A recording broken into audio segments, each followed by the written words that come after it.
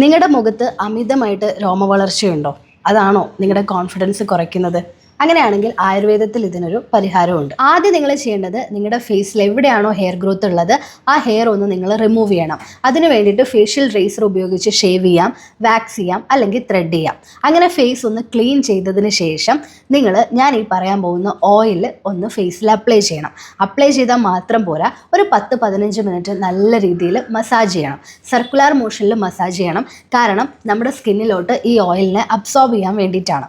അതിനുശേഷം നമ്മൾ ഒരു അരമണിക്കൂർ വെയിറ്റ് ചെയ്യുക. അരമണിക്കൂർ കഴിഞ്ഞതിന് ശേഷം ഇളം ചൂടുവെള്ളത്തിൽ ഫേസ് ഒന്ന് വാഷ് ചെയ്യണം. വാഷ് ചെയ്യുന്ന സമയത്ത് നിങ്ങൾക്ക് മൈൽഡ് ആയിട്ടുള്ള ഫേസ് വാഷ് യൂസ് ചെയ്യാം. അല്ലാന്നുണ്ടെങ്കിൽ ചെറുപയർ പൊടി പോലത്തെ ഹെർബൽ പൗഡർ ഉപയോഗിച്ചും നിങ്ങൾക്ക് ഫേസ് ക്ലീൻ ചെയ്യാം. ഇത് നിങ്ങൾ ഡെയിലി ചെയ്യണം. കൺസിസ്റ്റൻസി വളരെ ഇമ്പോർട്ടൻ്റ് ആണ്. എന്നാലേ നമുക്കൊരു നല്ല റിസൾട്ട് കിട്ടുള്ളൂ. ഇങ്ങനെ നിങ്ങൾ ചെയ്യുമ്പം ഒരു 1 മന്ത് ഒക്കെ ആവുന്ന സമയത്ത് സ്വാഭാവികമായിട്ടും വീണ്ടും അവിടെ ഹെയർ ഗ്രോത്ത് വരും. കാരണം നമുക്ക് പെട്ടെന്നൊരു റിസൾട്ട് കിട്ടില്ല.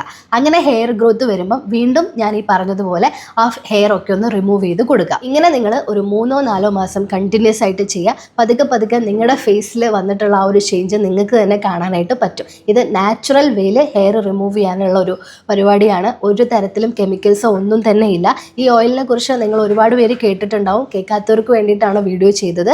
സോ ഈ ഒരു ഓയിൽ നിങ്ങൾ ആരെങ്കിലും യൂസ് ചെയ്തിട്ടുണ്ടെങ്കിൽ നിങ്ങളുടെ ഒരു പേഴ്സണൽ എക്സ്പീരിയൻസ് എന്താണെന്നുള്ളത് കമൻറ്റ് സെക്ഷനിൽ പറയാൻ മറക്കരുത്.